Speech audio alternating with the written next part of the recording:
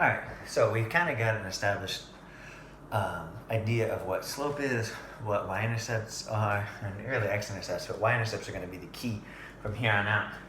And then we also have, obviously, we just went over slope-intercept form, right? So we're going to review it really quick here, and then we're going to actually go about putting it on the graph today, which is the most important part, right? We're actually going to take our equations and we're going to put it on the graph. So we have to remember, right? Y equals mx plus b. All right, y equals mx plus b. That is slope-intercept form. This is like the crux of all that we're going to do for the second half of this course. Right? So again, remember the m, and these are your blanks on your paper here. The m will be a number, right? That stands for slope. So whatever number is in front of the x when it's in this form, that's going to be your slope. The b is also going to be a number that stands for your y-intercept. Right, so remember the y-intercept is always going to be on the y-axis. It's at whatever number they tell you on the y-axis, you just mark that point, right?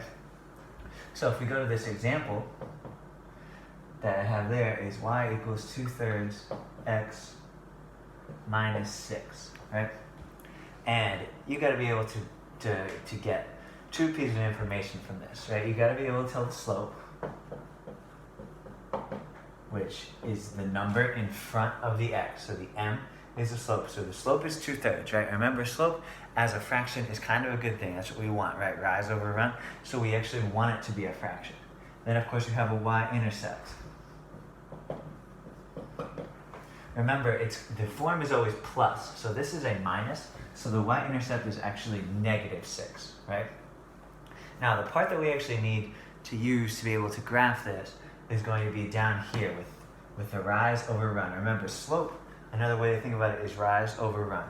So we have a rise, which is going to be the numerator of 2 and a run of 3. That means I'm going to graph this, I'm going to go up 2 and over 3. Right? So those are our 3 steps right here. 3 steps to graph a line. It's going to be very, very simple. Really, it's only 2 steps. We're going to take the y-intercept and we're going to plot that. That's going to be our starting point. So it's always going to be on the y-axis. We're going to mark it. Right? We're going to mark that. Then we're going to use the slope, right? We're going to use rise over run to count up and over. Right? So we're going to count up 2, over 3. And we're going to keep going until we get enough points. Now I put it here 5. Sometimes now you're going to have the space for 5, but you need at least 3 to even see what the line's going to be able to do. Right? So let's do this first one, okay? If you look at example 1, it's the same exact equation, y equals 2/3 x minus 6, that we already have here, right? So we're not going to rewrite this. We already have the y-intercept of -6. We have a slope of 2/3. We have a rise of 2 and a run of 3. So here's what that's going to look like. We're going to go to our graph. We're going to have at -6 is going to be our y-intercept. 1, 2, 3, 4, 5, 6. -6 is right there. You're going to actually mark that. Go ahead. That's your first point. Now, from that point, we're going to rise 2. So I'm going to go up 2 spaces to right there and over 3. 1, 2, 3. Once you've gone up and over, then you mark your next point. Right? You use the y-intercept as your starting point, and then you go up 2 over 3. And you're going to do the same thing again. So this is your next point. That's your point here. You're going to go up 2 and over 1, 2, 3. Going to go do it again from this point. Up 2 spaces, over 1, 2, 3. And you should start to see that your lines, and your dots are going to be in a straight line, right? So let's say we're done going that way. Now, here's a key that you need to remember and understand with slope. See how the line goes, and technically this line goes forever, right? Goes forever in both directions. So we also have to remember that you can go, if you're going up 2 and over 3, you can also go down 2 and right and left 3. So here's the reason, right? 2/3, 2 over 3, that's our slope. We have to agree that -2 over -3 is the same thing, right? Remember, a negative over a negative would reduce to a positive, so these are actually the same. So really what I'm going to do when I go that way is I'm going to go down 2 because that's a negative, and I'm going to go left 3, so 1, 2, 3 left. Down 2, 1, 2, 3 left. And you'll notice that we still have that same straight line. So you have to be able to go in both different directions. Right? You have to be able to do it because sometimes you don't have space going the other way. But quick way to check yourself, and you should always do that with these problems, is C. Just make sure you know you have a positive slope, right? Just make sure your line is slanted in that positive direction, which of course it is. So your finishing step is just to connect the dots. Obviously, yours should be a little straighter than mine, but you get the idea. You connect those dots, and that's your answer, right? The answer to this equation is every single point on the line, right? Don't forget that. So technically, there's an infinite number of solutions because, yeah, some are on corners, like the dots are the ones on the corners, but technically right in the middle here, where you can't tell exactly what number it's on, right here or right there, that's a solution. It would be like a decimal of some sort, but it's still a solution, okay? We're gonna do 5 more of these because I really do think that this is the skill that we need to have going forward here, right? So I'm gonna leave all of this up here. That's our notes to refer back to. Slope, y-intercept. We'll do number 2. It's y equals 3x plus 2, right? We got a y-intercept, we got a slope, we got a rise, we got a run. So in this, y equals 3x plus 2, our y-intercept is always going to be the plus at the end with no variable, so that's 2. Slope in this case is 3, right? Now remember, 3 as a fraction can really be written as 3 over 1, right? So when we go to do rise over run, it's going to be a rise of 3 and a run of 1. So first thing I'm going to do is I'm going to go to 2. You always plot your y-intercept. Plot your y-intercept. Now, we have a positive 3, so from there we're going to go up 3, 1, 2, 3, and over 1. Do the same thing again. Up 1, 2, 3, over 1. Up 1, 2, 3, over 1. We can also do the opposite. So we can go down 3, 1, 2, 3, left 1. 1, 2, 3, down, left 1. And you see that that forms then a straight line. Once you get to about 5 points or so, go ahead and connect them. Try to keep them straight so that it goes, that it keeps going. Right? But other than that, it's really going to be just like that. We're going to do 4 more examples just because we want to see what can be different here.